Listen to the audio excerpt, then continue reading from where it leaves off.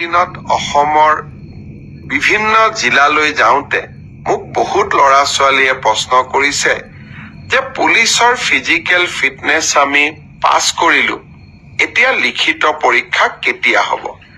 ফেব্ৰুৱাৰী মাহৰ ভিতৰত এই লিখিত পৰীক্ষা সমাপন কৰাৰ বাবে আমি প্ৰচেষ্টা কৰিম। বহুত ল'ৰা ছোৱালীয়ে সুধিছে যে মামা এডিআৰই ৰিজাল্ট কেতিয়া দিব?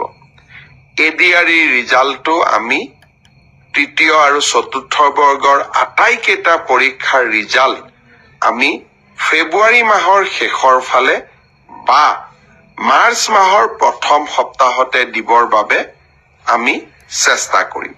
ইতিমধ্যে এই গোটেই প্ৰচেষ্টাবোৰ আৰম্ভ হৈছে আৰু আমাৰ প্ৰচেষ্টা হ'ব যে নিৰ্ধাৰিত সময়ত এইবাৰ আমি প্ৰতিশ্ৰুতি দিয়া অনুসৰি 30,000 নিযুক্তি আমি যাতে সমাপন কৰিব